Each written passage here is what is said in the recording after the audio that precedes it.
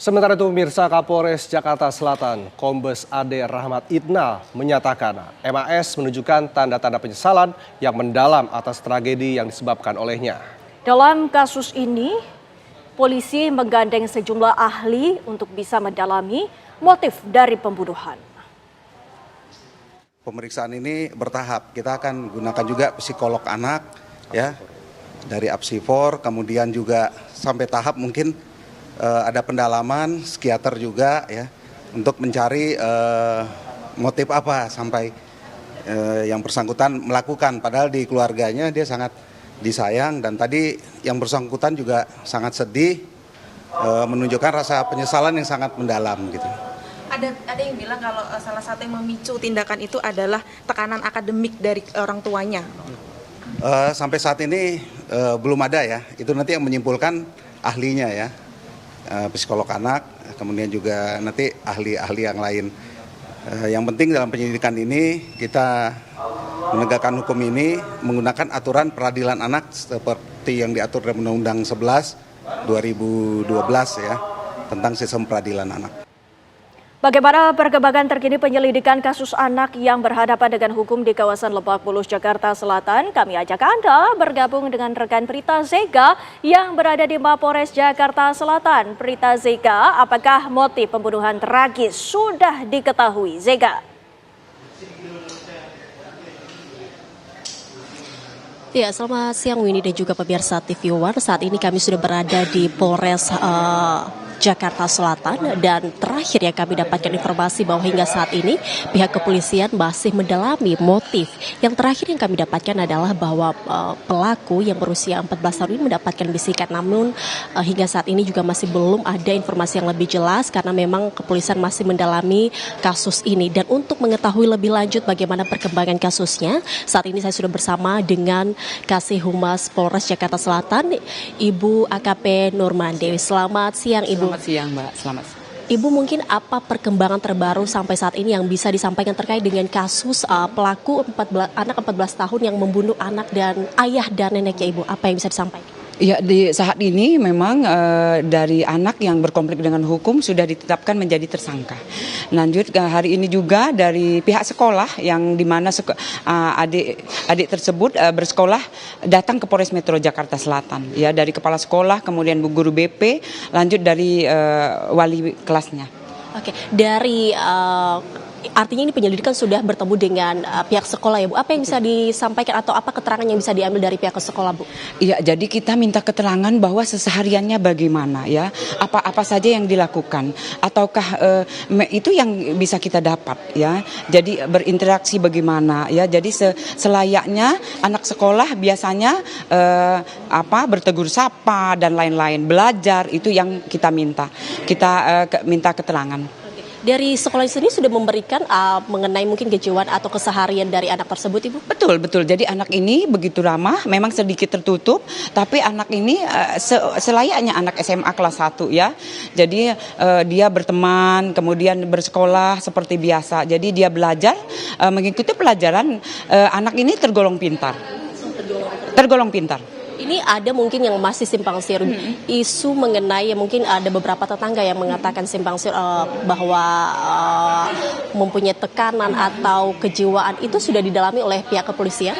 Yang itu yang kita masih dalami ya, motifnya apa, kenapa bisa melakukan ya, seorang anak yang berumur 14 tahun bisa melakukan hal yang tidak baik ya, itu yang masih didalami oleh penyidik. Tapi setelah kita dapat nanti kita update Mbak. Ya. Sejauh ini berapa saksi yang sudah diperiksa oleh pihak kepolisian ini? Kita memeriksa sudah 6 saksi ya, dari security, kemudian tante, lanjut sekarang juga kita mintain keterangan dari pihak sekolah. Dari pihak sekolah yang dimana adik tersebut sekolah. Pendalamannya seperti apa Bu? Apa yang bisa disimpulkan dari beberapa keterangan para saksi tersebut? Ya, kalau disimpulkan untuk sementara ini belum ya Mbak. Jadi kita masih mengumpulkan barang bukti, kemudian saksi-saksi kita masih mencari ya siapa-siapa saja yang biasa bersama, yang dekat ya, itu yang bisa kita mintain keterangan. Karena masukan dari keterangan-keterangan itu memperkuat kasus yang sekarang yang terjadi.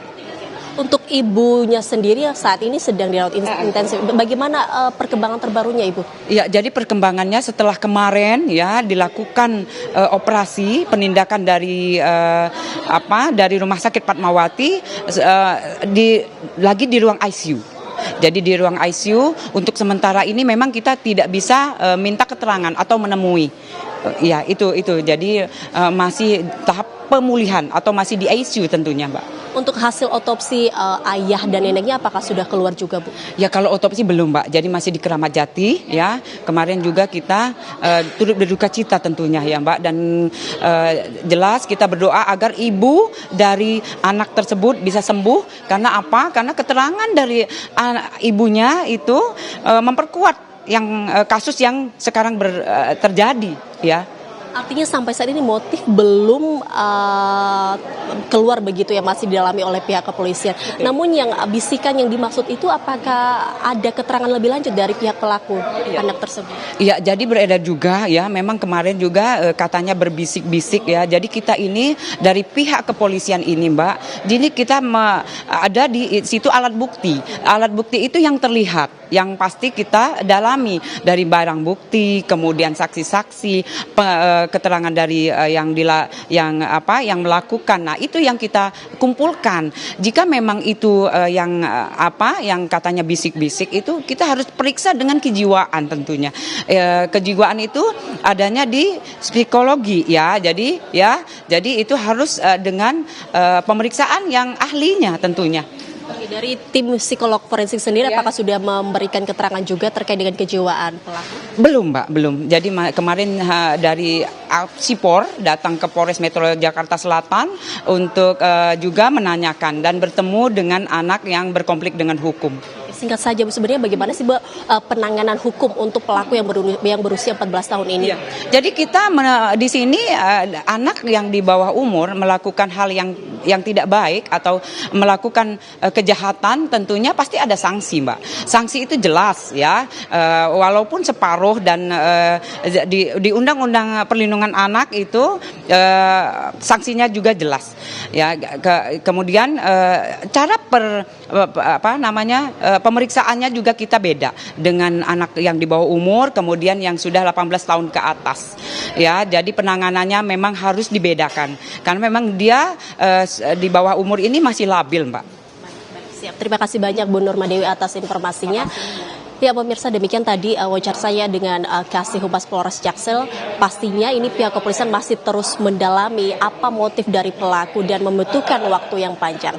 Demikian, kembali ke Anda, Windy.